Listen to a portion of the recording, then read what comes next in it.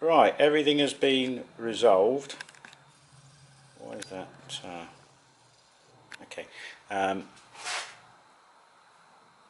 There wasn't a problem with the ignition on cylinder number 1, just because I couldn't hear it sparking. That was just misleading. I got a spare plug, popped that in the cap, and it was zapping across to the engine. Good half-inch, healthy spark, no problem at all. The reason why it wasn't running on cylinder number 1 was because there was no fuel in the float bowl, and the reason there was no fuel in the float bowl is because my homemade gasket is a little bit too thick. It's just a plastic, thickish type material, and basically it was pushing up against the side of the float. So the very first time the float bowl filled, she ran on all 3, but it was just basically sticking against the float, and the float wouldn't drop down to allow any more fuel in. Simples. So I have actually ordered a replacement gasket, but I don't need to, because I've got some proper 1mm thick gasket paper, and which I ordered subsequent to this bodge, and this will work absolutely fine. So that's why it wasn't running after a while on all 3 cylinders. I suspected there was a problem with the weak spark because the battery wasn't charging. That wasn't the case, but the battery wasn't charging until I gave it a burst of revs, and then the vibration allowed it to sort of half start charging. This is from the rectifier / regulator.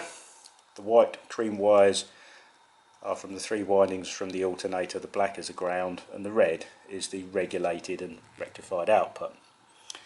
And that's what goes to the battery via this red lead here.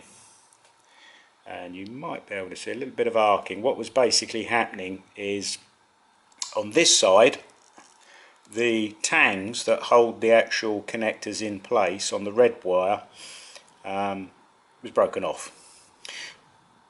The connector wasn't pushing out, but it was also misangled, so this was not actually engaging into the actual slots on the female spade. It was rubbing along one side, not making a very good connection, and this is my evidence that I will be presenting in court to prove that little bit of arcing on the end there. So I'm going to tickle that up. I've had this apart. You can get these connectors out. There's a little tang on there which I'll show you in a minute when I'm ready to put it in.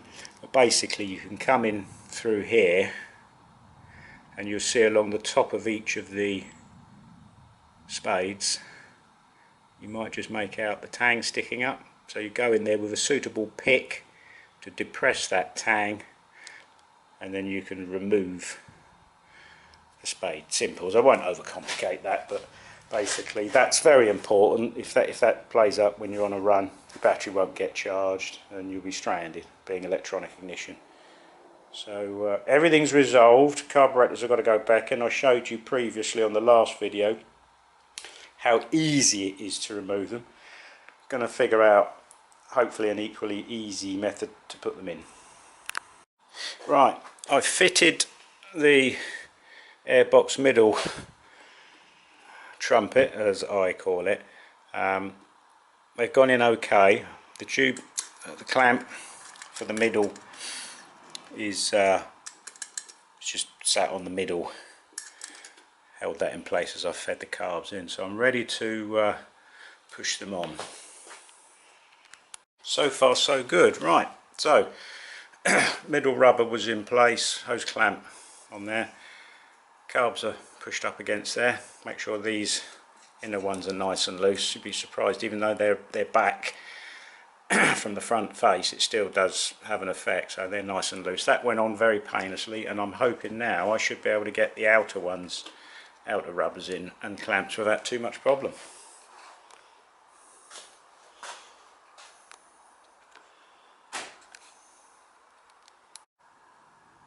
Right, that worked out very well. Everything's in, tightened up. I didn't connect the throttle cable when I was fitting the carbs. Not a problem for me, but it can be a bit of a faff getting that connected up. But basically the vacuum lines are not fitted, so they're all blanked off. I've already resynced the carbs.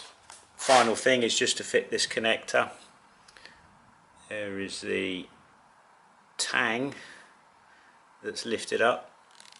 So once it goes into that connector and it goes in far enough, you'll hear it click or whatever, and then you won't be able to pull it out.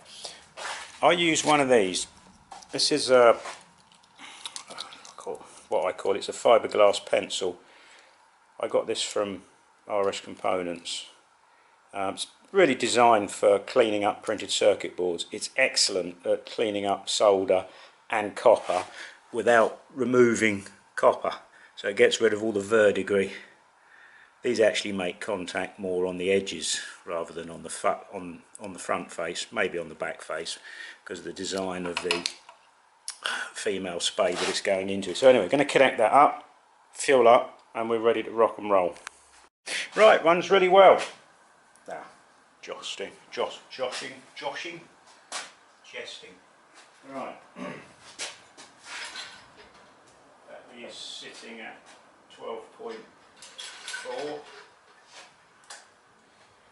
Don't think we need choke, but throttle's good.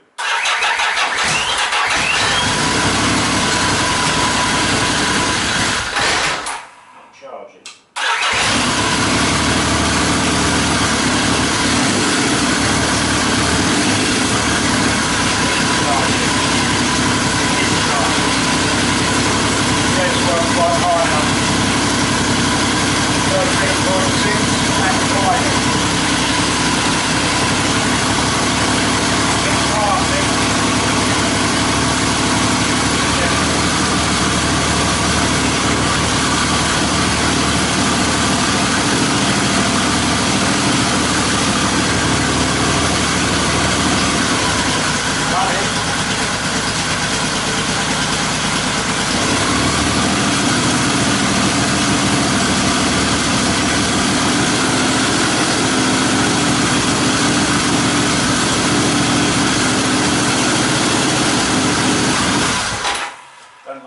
Which is understandable, it's 30 plus degrees.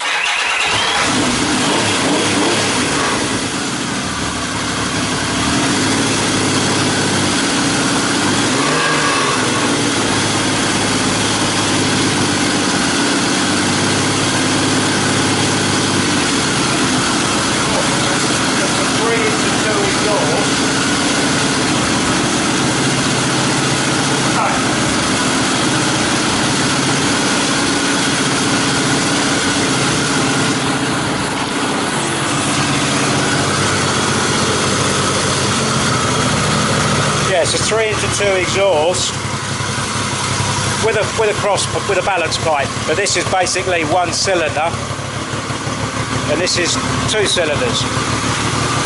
Still a bit farty, but we have got some holes.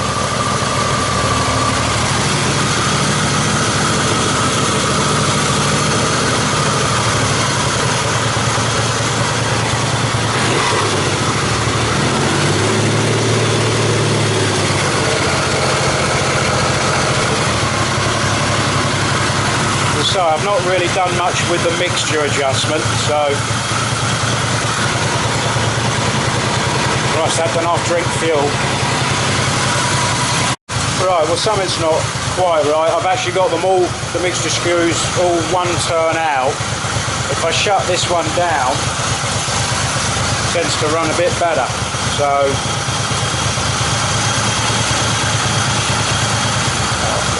if I open these two up, as I open them up, the revs come up, and I went out 2 turns and the revs were coming up. So, not sure whether they're air or fuel. I'm assuming they're, well, I don't know. But we might have either an air leak or a blockage, one or the other. Anyway. Right, well, no wonder cylinder number 1's behaving a bit funny. Dearie me. Not sure how that's gone out.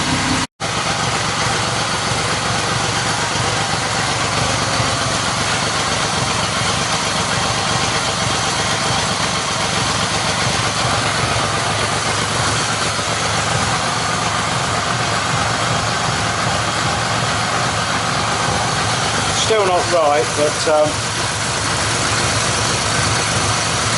I turn the mixture screws back down. I think they're about 1 turn or 1.5 turns out. This one's still behaving a bit different to the others. Oh, 1.5 turns out. Let's come out. Oh, this goes 3/4 on them all. Oh, 3/4.